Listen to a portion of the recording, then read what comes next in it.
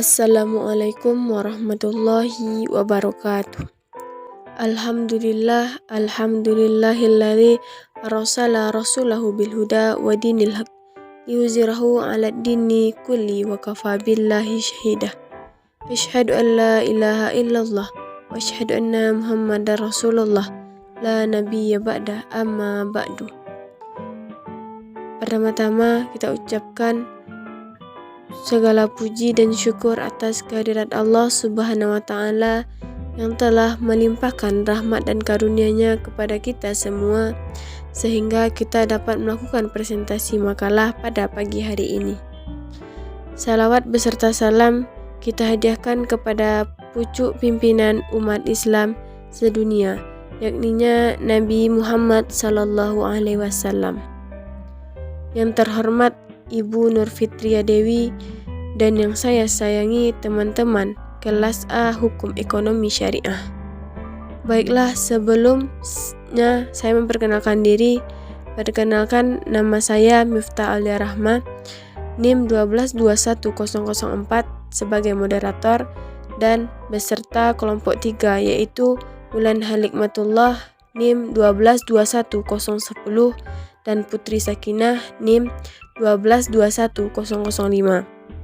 Adapun yang kami bahas nanti adalah Islam periode awal Mekah dan penolakan Islam di masyarakat Mekah. Baiklah, penyampaian materi pertama akan disampaikan oleh Wulan Halikmatullah. Kepada Wulan dipersilahkan. Bismillahirrahmanirrahim. Assalamualaikum warahmatullahi wabarakatuh.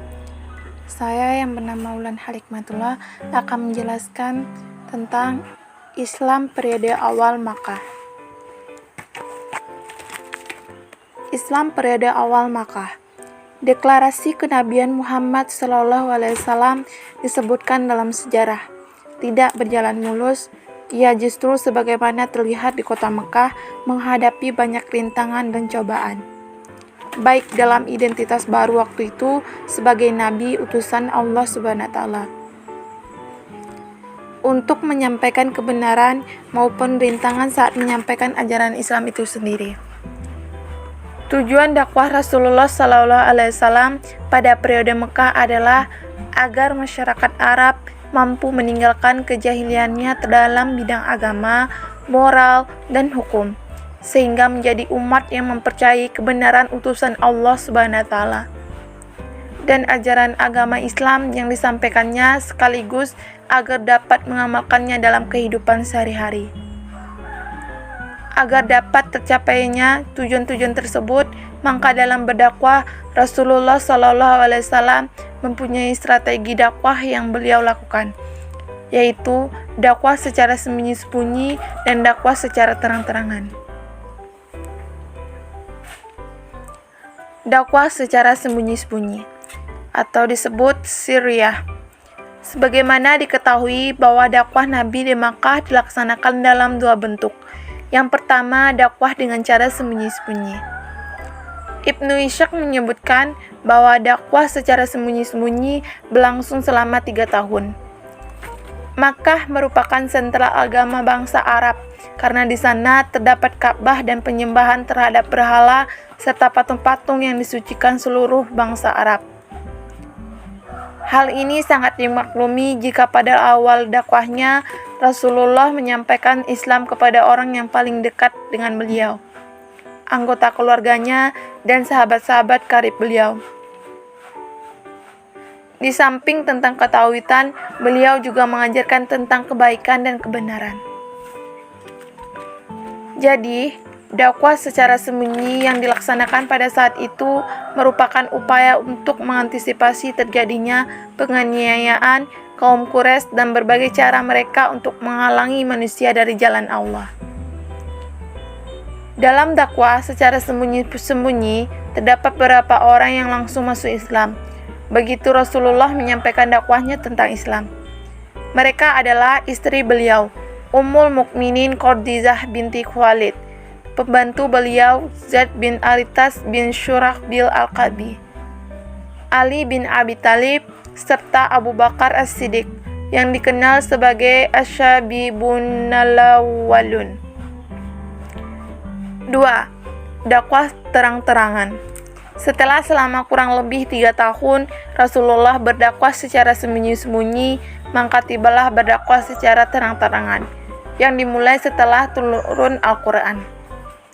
Surat Asy-Syura ayat 218 yang artinya, dan berilah peringatan kepada kerabat-kerabatmu yang dekat. Adapun langkah pertama yang dilakukan Rasulullah setelah turun ayat di atas adalah mengundang Bani Hashim. Beberapa orang dari Bani Al-Muttalib bin Abdi Manaf yang jumlahnya sekitar 43 orang kemudian menemui Rasulullah.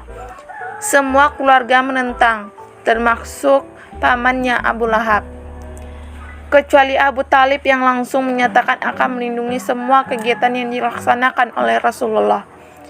Lebih lanjut, Rasulullah menyampaikan kebenaran secara terang-terangan dan menentang tindakan orang-orang Quraisy yang tetap pada ketuhanan mereka dengan menyembah berhala serta memperlakukan umat Islam dengan semena-mena. Terima kasih kepada Wulan yang telah menyampaikan materi pertama. Selanjutnya, yang akan menyampaikan materi kedua yaitu Putri Sakinah. Kepada Putri dipersilahkan. Assalamualaikum warahmatullahi wabarakatuh. Saya yang bernama Putri Sakinah akan menjelaskan tentang penolakan Islam di Mekah. Salah seorang tokoh masyarakat Quraisy yang selalu menghalangi gerakan dakwah Nabi Muhammad SAW adalah Abu Lahab. Ia mulai menghasut masyarakat Arab Quraisy supaya membenci Nabi Muhammad dan Islam. Bahkan Abu Talib, paman Nabi yang memelihara dan mengasuhnya sejak kecil, juga dihasut untuk melarang Nabi Muhammad agar tidak menyebarkan ajaran Islam. Ia mendapat ancaman dan dipaksa untuk memenuhi keinginan masyarakat Quraisy tersebut. Pada suatu ketika, Abu Talib membujuk Nabi Muhammad SAW agar bersedia menghentikan kegiatan dakwahnya karena banyak tokoh masyarakat kafir Quraisy yang mengancamnya bila ia tidak berhasil membujuk Nabi Muhammad SAW untuk menghentikan dakwahnya. Namun, permohonan pamannya itu tidak dikabulkan. Karena gagal menghasut Abu Talib, kaum kafir Quraisy pun semakin gencar mengganggu Nabi Muhammad SAW. Mereka pun menyiksa dan membunuh sahabat Nabi. Adapun sahabat Nabi yang mendapat siksaan dari kafir Quraisy, yang pertama Bilal bin Rabah, yang kedua Yasr, Amr bin Yasir, yang ketiga Sumayyah, istri Yasir, yang keempat Khabbah bin Aris, yang kelima Ummu Ubais, yang keenam Zinnirah Abu Fukaihah, yang ketujuh Al-Nadiyah, yang kedelapan Amr bin Furairah, yang kesembilan Hamamah. Hambatan, gangguan, dan ancaman terus berlangsung dilakukan masyarakat kafir Quraisy terhadap umat Islam, hingga akhirnya umat Islam diperintahkan oleh Nabi Muhammad SAW untuk hijrah ke Habsyi atau Ethiopia. Hal penting yang dapat ditarik dari pelajaran di atas adalah bahwa apapun resiko yang akan dihadapi masyarakat Muslim dalam berjuang menegakkan kebenaran dan penyiaran nilai-nilai keislaman harus dihadapi dengan keteguhan jiwa, kesabaran, dan tawakal. Selain itu, juga harus diupayakan cara-cara terbaik dalam menyebarkan ajaran Islam sehingga tujuan dan sasaran yang ingin dicapai dapat berhasil dengan baik. Rasulullah SAW telah memberikan contoh yang baik. Beliau tetap tabah, sabar, tekun, dan berjiwa besar dalam menyebarkan ajaran Islam yang diterimanya. Beliau tidak terkecoh dalam kedudukan, pangkat, harta, dan wanita atau kehormatan duniawi lainnya. Adapun alasan penolakan masyarakat Mekah terhadap ajaran Islam yang dilakukan oleh Quraisy yaitu yang pertama, ketakutan kehilangan kekuasaan. Yang kedua, hilangnya status sosial. Yang ketiga, hilangnya perdagangan patung. Yang keempat, Islam bertentangan dengan agama nenek moyang. Sekian dari saya. Baiklah, kita ucapkan terima kasih kepada Putri Sakinah yang telah menyampaikan materi kedua. Baiklah, Terima kasih kepada kelompok 3 yang telah menyampaikan materi pada hari ini. Tidak terasa pula kita telah sampai ke ujung acara.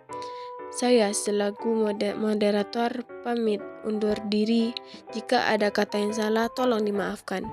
Saya akhiri dengan Assalamualaikum warahmatullahi wabarakatuh.